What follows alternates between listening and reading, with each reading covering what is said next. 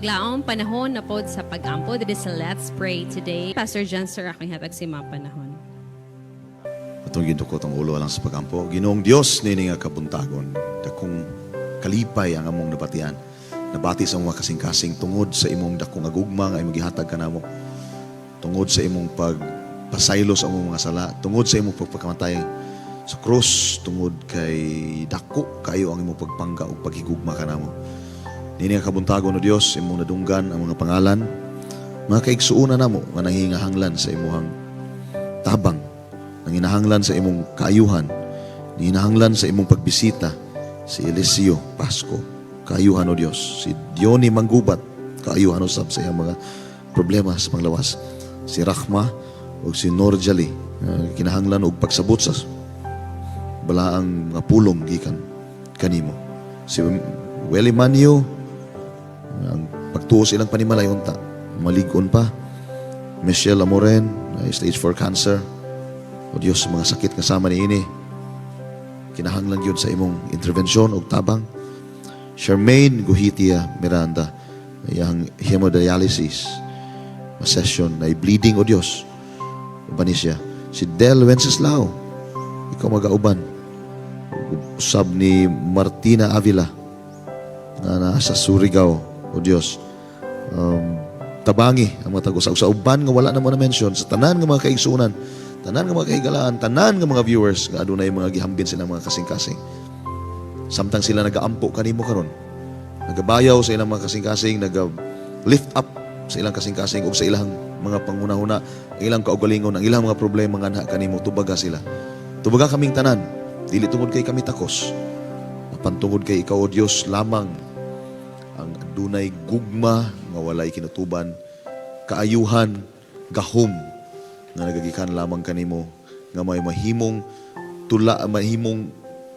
mahimong maghatag og paglaom kanamong tanan, nga ang among pagtuo may mahimong tulay, nga ang imong gugma paglaom kalinaw nga gikan kanimo among mabatnan bisan pag-unsa ang among sitwasyon niining adlaw, niining nga kabuntagon. Salamat ikaw magatubag sa among pag-ampo o Dios. Ug matag pag-ampo sa matag usa ka viewer nga nakiuban ka namo karon. Bisan unsa man kini, amo untang mabatnan ang tubag niya na ang mga pag-ampo, bisan pa ang tubag dili or hulat or oo. Mabatnan namo sa among kasing-kasing ang paglaom nga imo kining gitubag sumala sa imong kabubuton. Salamat ikaw Dios magalig-on ka namo sa among pagpangalagad kanimo matag adlaw o magatubag sa among pag-ampo sa ngalan ni Jesus nga among manluluwas. Amen.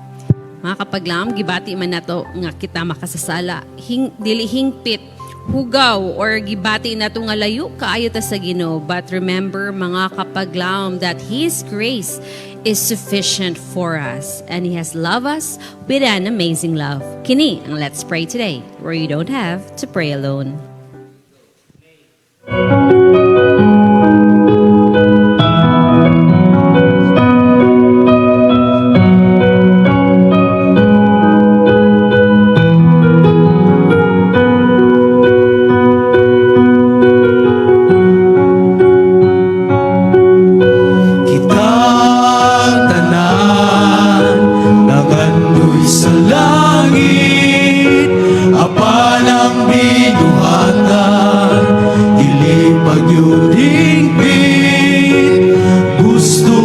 Sa Diyos na kitang tanan makaambi sa buluyanan na wala na'y kasakit.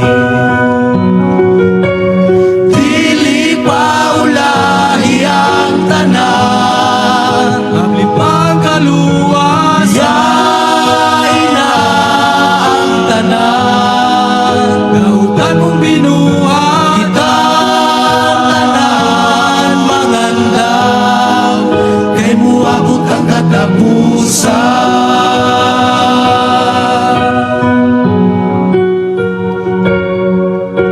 Naganda ang Diyos o purong-purong sa mga katawhan na nagmatinumanon dito sa langit kita mapahulayon.